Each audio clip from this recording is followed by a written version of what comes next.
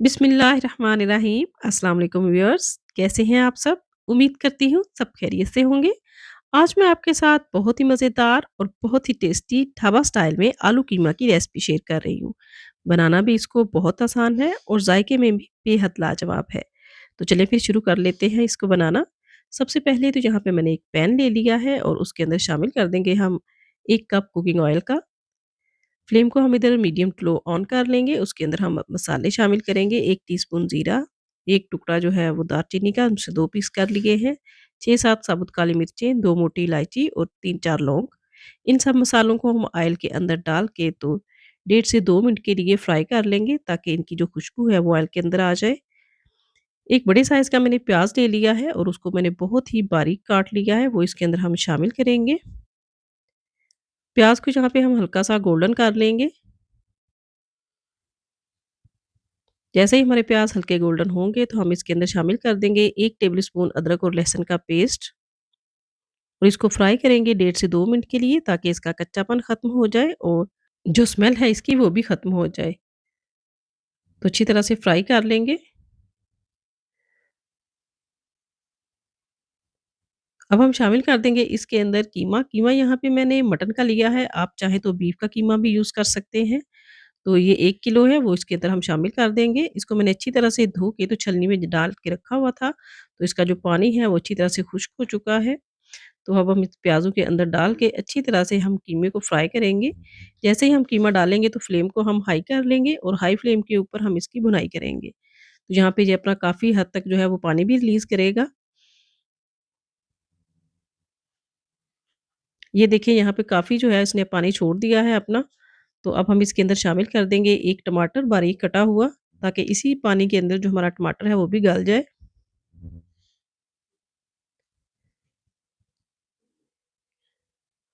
साथ ही हम इसके अंदर कुछ पाउडर मसाले शामिल कर लेंगे, 1 टीस्पून सुरख मिर्च का पाउडर और 1 टेबलस्पून भर के खुश्क धनिये का पाउडर शामिल करेंगे। जो थाई टीस्पून जो है वो हल्दी शामिल कर लेंगे।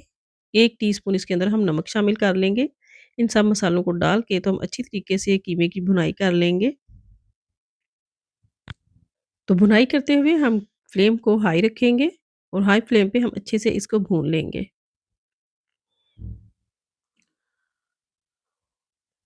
इस तरह से आप ज़रूर एक दफ़ा आलू कीमा बना के खाएँ, आपको मज़ा आ जाएगा और आप हर दफ़ा इसी तरह बनाना पसंद करेंगे। तो यहाँ पे अच्छे से भुनाई हो चुकी है कीमे की, पानी भी इसका जो काफ़ी हद तक खुश्क हो चुका है। तो अब हम इसके अंदर शामिल कर देंगे 2 टेबलस्पून दही के। फ्लेम को यहाँ पे मैंने लो कर लिया है और लो फ्लेम पे हम इसको मिक्स कर लेंगे। दही डालने से जो आपके कीमे के अंदर बहुत ही एक स्मूथनेस सी आएगी और टेस्ट भी इसका और ज़्यादा बढ़ जाएगा। तो ये दही डाल के भी हमने अच्छे से इसको भून लिया है।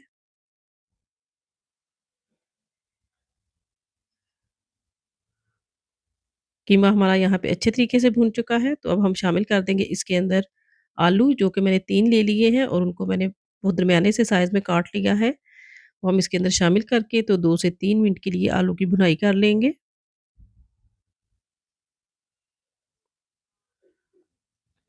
इस तरह से अगर आप कीमा बनाएँगे तो आप ढाबे में या रेस्टोरेंट में जो कीमा मिलता है उसको आप भूल ही जाएँगे। तो यहाँ पे आलू भी हमारे अच्छे से भून चुके हैं, कीमे की आप लुक चेक करें, रंगत चेक करें इसकी, बहुत अच्छे से हमारा जो कीमा और आलू है वो भून चुका है। तो अब हम इसके अंदर शामिल कर देंगे पानी। पानी है जो वो मैं यहाँ पे 2 कप इस्तेमाल कर रही हूँ ताकि जो हमारा कीमा है और आलू है वो अच्छे से गल जाएँ। तो पानी शामिल करके हम इसको कवर कर देंगे और तकरीबन 15 मिनट के लिए इसको लो फ्लेम पे छोड़ देंगे।